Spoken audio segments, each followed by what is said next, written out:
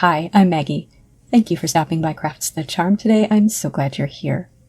And today I'm going to be making some trees and some characters out of old broken chairs with turned wood. You can see me taking apart one chair here. I found this chair by the side of the road and it was broken. So I am taking it apart with a mallet, basically just sort of banging on the pieces until they come apart. This one was a huge challenge because it had been repaired many times with nails, but I got most of it apart. The other chair, I do not have video of me taking it apart, but I took it apart the same way. And originally it looked like this chair, which I found on Facebook Marketplace, but my chair was broken by the side of the road. If you want to make this craft, I suggest you keep an eye out for chairs that are broken by the side of the road, or you can also find chairs like this on Facebook Marketplace for free. And so once you have the chairs apart, I think what's really the most fun about this kind of project is looking at the pieces and seeing what you see in the pieces. Do you see a character? Do you see a face? Do you see a tree? Do you see something else? So I'm going to start with the trees, which were made from the brown chair. And the brown chair I'm going to guess is made from oak. It took me a long time to cut the pieces of the brown chair. But you can see here I'm just going to use my Stanley mitre box and saw. And I felt like the bottom of this chair leg looked a lot like a tree. So I'm going to cut that off so the bottom will be the top of the tree, and then part of the turned part will be the base of the tree. Part of the challenge in cutting these, because they're turned, is trying to hold them steady so that I get a nice straight cut. So I wedge pieces in, little pieces of wood. You can see I have some emery boards here, but I think ultimately it's easiest to hold it very tightly with your hand with maybe a few things underneath the parts that are thinner and therefore higher up. And then just saw. And so I ended up with two pieces after I cut that, and I'm just going to sand the place where I cut them flat. Now, one of the pieces has a hole in it where it was connected to another piece of the chair. So I have that piece that went in it, so I'm going to cut a slice out of that so I can use it to plug that hole. And with that cut, I just tapped that in with a mallet. And used a little spackle to get it to be more of the shape of the tree, because the piece I cut is flat and my tree is slanted. Now I want to paint this tree green, but I don't have a darker green color that I like. So what I'm going to do is mix some folk art home decor chalk paint in Irish with a little bit of folk art home decor chalk paint in nautical. That's sort of a Kelly green and a dark blue, and mixed together I do get a green that I like for this tree.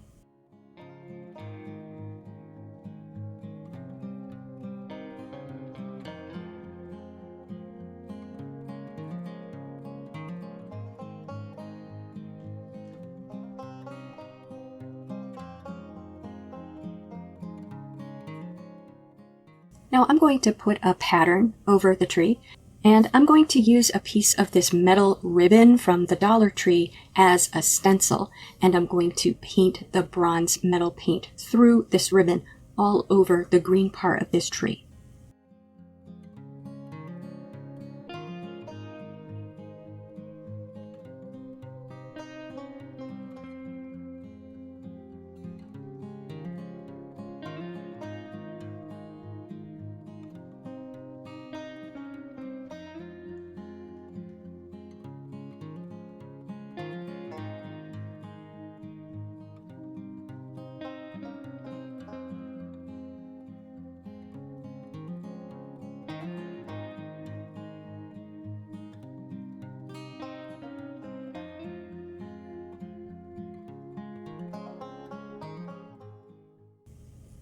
And finally, I'm not crazy about the color of the base of this tree, so I'm just going to water down a little bit of apple barrel burnt umber and brush it over, just as a sort of a stain over the existing brown color. It just brings it down to a color that I think is a little bit more modern than the existing color of the chair. Now, my second tree, or you might call it a decor piece, you might not think it's very tree-shaped, but I'm going to use the other part of the piece of the chair that the tree came from, and I'm going to cut off the little bit at the top that isn't finished, the place where it was joined to another part of the chair. And I also have a spindle from the chair. There are a lot of spindles from the chair that are mostly straight, but they have a little bulge in them and a little taper. So once I've cut off the end of the bottom piece of this tree, I'm going to cut a piece out of the middle of the spindle that I can attach to the top of the other piece. So I'm going to cut it where the diameter is about the same as the diameter of the other piece, and then figure out about how long I want it to look by putting them together, and then cut the spindle again. To join those, I have these little wood pegs, which are probably left over from some big box piece of furniture that I put together that used these. Quite often they'll give you a little bit more hardware than you need, and I hold on to everything. So what I'm going to do is drill a hole in the middle of each of these pieces. So I'm going to find the center, drill a hole that's wide enough to accommodate this piece, and then I'm going to use wood glue to glue the little peg inside and glue the two pieces together. And for my third tree, I'm kind of picturing those sort of ornamental shrubs that are sort of one big trunk and then sort of a glob of tree at the top. And I'm going to cut off the top of this leg piece to be the glob of tree on top of the trunk. And then I have this sort of straightish piece, and that's going to be my trunk. So I'm going to cut that off just above the little decorative collar piece on it. And I'm going to try joining these two pieces together. It's quite small, with just some Gorilla Glue. I'm not going to drill a hole and use a little dowel piece like I did on the other one. Now I have some Folk Art Home Decor chalk paint in sheepskin here, which is a nice off-white, sort of yellowish off-white color. And I'm going to paint my tall tree with the sheepskin. I am also going to give the top part of my, I'm going to call it ornamental shrub tree, a coat of white as well, because I want to paint that gold, and the white will be a nice base for the gold. And for the tall tree, I'm just going to give it another coat of white, and I really like it the way it is, or sheepskin, so that's all for that tree. For the ornamental shrub, I started by making a lighter version of the color that I painted on the first tree, and I did paint the top of it that color. As I watched the video, I kind of like that color, but that is not what I ultimately ended up doing with this tree. After stamping a bunch of gold snowflakes over the green on my ornamental shrub tree, I decided to just paint the top of it in the bronze metal color. And as I did with the first tree, I painted the bottom, or sort of half stained the bottom, with the apple barrel burnt umber mixed with some water as well. And of course everything now gets a complete coat of matte Mod Podge to seal in all of that paint. And that's it for the trees. Let's move on to the kings / gnomes / soldiers / carolers. And for those, I'm going to use a combination of the brown chair and the white chair. As I said, I love to look at the pieces of the chairs and see what sort of creature appears to me, and where they have the holes in them from being joined with the other pieces of the chair. I saw mouths, right? Makes sense, right?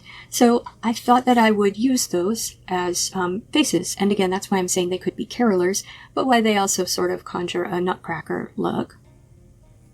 So this is another leg like I used for two of my trees.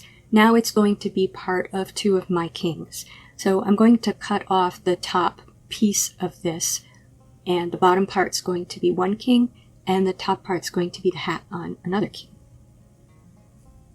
And now I have this white piece, and this is a leg from the white chair, and I'm going to cut this off near the bottom, and that whole, what is the bottom part of the leg, but near the bottom of the image here, the whole bottom of the leg is going to be one king, and the bottom part of it is going to be part of the third king. And can I tell you, it took me probably 5 times as long to cut the brown wood as to cut the white wood.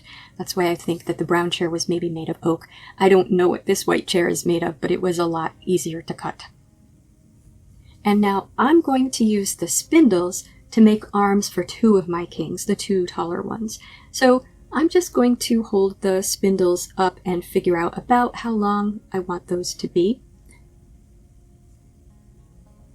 And I made the arms around 3 inches for the king who's made out of the brown chair, and about 4 inches for the king who's made out of the white chair.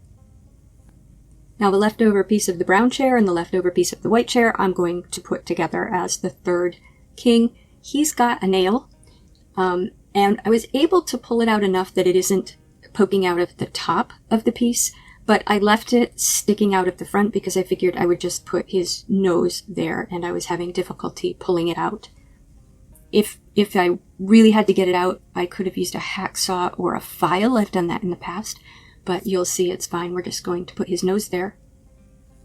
Oh, and I also needed to cut off the bottom of the king made from the brown chair because the bottom of that is rounded, and I need this to be able to stand on a table. Okay, so phew, all of the cutting is done. And now I'm just going to sand the pieces. These chairs, where they were joined together, there is glue inside, so I'm just going to use some files to pick that glue out. And I was able to do that. I also broke my file, but got the glue out of what's going to be their mouths. And gave them a good sand. Now I'm going to use toothpicks this time to join the pieces together. We'll see how good this is. So I marked the center, and this is just for the king that's made up of the 2 pieces and to attach the arms to the other 2 kings. So to put together the king made of 2 pieces, I just marked the center of both of the pieces, drilled a hole, cut a toothpick to fit into the hole, and then added wood glue and stuck the 2 pieces together. And for the arms on the kings, I measured where I wanted them to be and marked that, and drilled a hole into the king's body, and drilled a hole into the arm, careful not to go all the way through the arm, and then again used a piece of a toothpick and wood glue to attach those down. Now, I decided that I wanted the arms to mostly be straight down at the side, but if you were doing something like a caroler, or if you were doing the 3 kings, you might want them holding a caroling book or gifts. So you might want to do the arms out from the body, or if you were doing a nutcracker or soldier, you might want them holding a pike or something. So you might want the arms out. I decided I wanted the arms mostly down, just a little bit out. And what I did was just used a rubber band to hold those in the position that I wanted while the glue was drying. And now I'm going to give them bead noses. So I just found some beads that looked like a good size for these kings. And I did the same thing, drilled a little hole, put a toothpick in, except for the one who had the nail. He didn't need a toothpick. And because the holes on the beads were wider than the toothpick, I also cut some more pieces of toothpick and stuck them down inside and filled it with wood glue so that it would be strong, so it would be well attached. And the next day, when that had dried, I removed the elastics and I used some spackle to fill in whatever was left of a hole in each of the noses. And now I'm going to paint all 3 of them completely in Folk Art Home Decor chalk paint in Adirondack white. They are going to be mostly white, but I am considering this sort of a primer coat or base coat. And I did give them 2 coats. I did learn after the first coat that the best way to do this is to hold them at the top, paint them down to the bottom, and then put them down on the table standing up and paint the top. I didn't do that for the first coat, but I did it for every other time I painted them after this. I am not painting the bottom of them. because I don't want to have paint on the bottom that's going to be sitting on a surface in my house. Now honestly, I really liked how they looked after 2 coats of Adirondack white, so we did a photo shoot.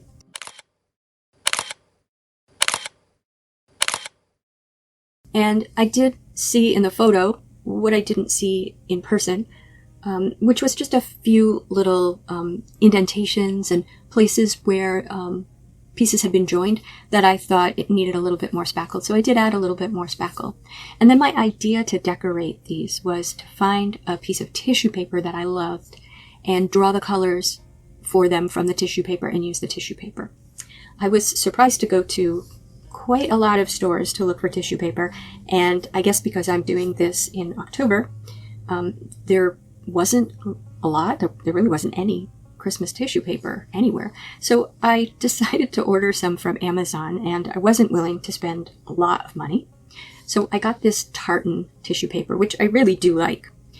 I guess I was hoping for something a little more exotic, but I decided to go with this. So I'm going to put this on the arms of the 2 kings who have arms. And I'm going to start with the one with the arms straight down, because I assume I will be bad at this, and that looks like the easiest one to do. So I cut the piece a little bit too tall, put some Mod Podge on, and then started laying it down, and then just continued with the Mod Podge and wrapped it around, and then used either my fingernail or my box cutter knife to cut off the piece at the other side. And I'm leaving the little hands at the bottom, the little places where these pieces were joined to the chair. Those are going to be the hands. So I'm just doing the sleeves. And it's easiest to cut off that top part, that excess, once it has completely dried.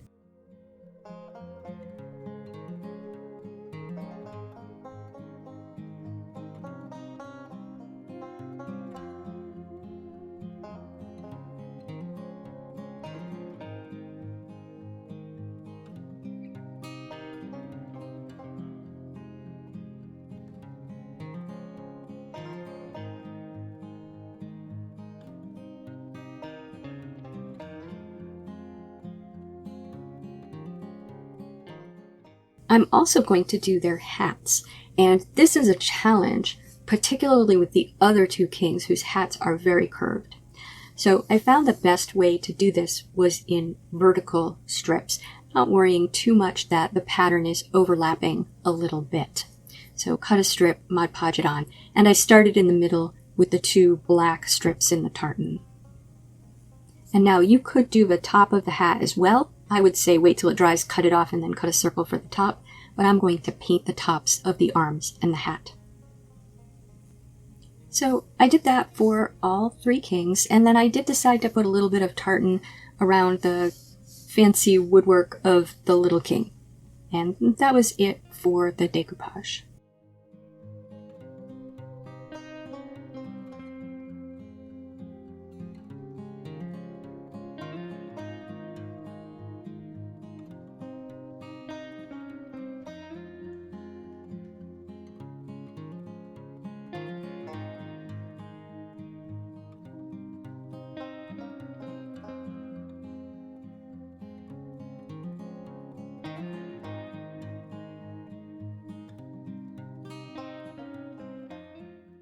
Once it had all dried, I trimmed it off, and I found it was pretty easy to trim it either with small scissors, or in some places it was easier to trim it with the box cutter. Now I'm going to use the Folk Art Metallic in bronze metal, and I'm going to paint their hands and their noses, and then I've picked a few spots on each king to embellish with the gold. So for the one with the fancy hat, I'm going to paint the band of the hat that's nearest the tartan part with gold. For the tall one, I'm going to paint, he's got a little bit of a stripe near the bottom. I'm going to paint that stripe gold. And now I am going to use a little bit of black paint. I'm using Folk Art Home Decor Chalk Paint in black to accentuate some of the gold parts, and also to sort of hide the seam between the decoupage and whatever part is below it, white or gold, whatever color. So I'm just painting a thin line around the hats where the decoupage meets the wood, and around the top of the hands and around the gold stripe on the tall king, and also around the gold on the king with the fanciest hat. And now that they're all painted and decoupaged, they're going to get a coat of Mod Podge.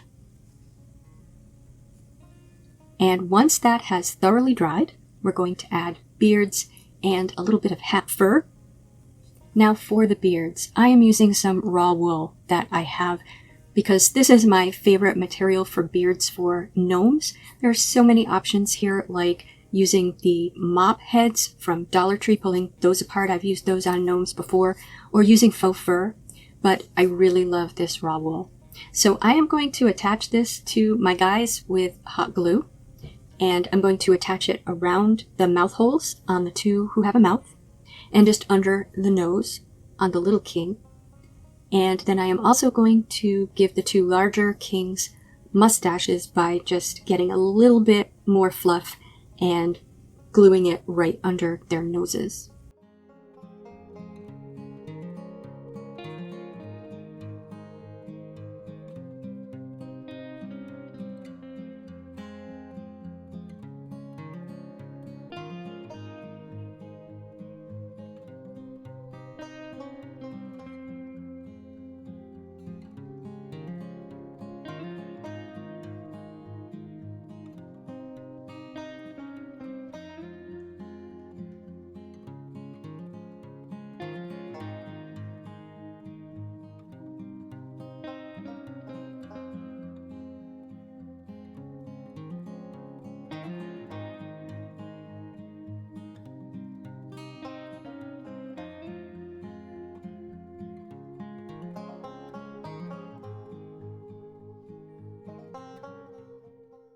And with that done, it's either paint a face on or give them fur trim on their hats so we can't see where their face would be.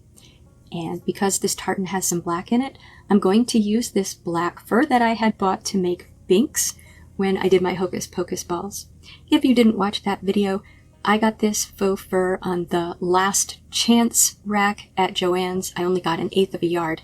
All of the fabric that I bought for that project was around $2, so this was quite inexpensive. And I found that it seems to look best if I cut a strip and fold it in half, and then I just glued that with hot glue under the hats.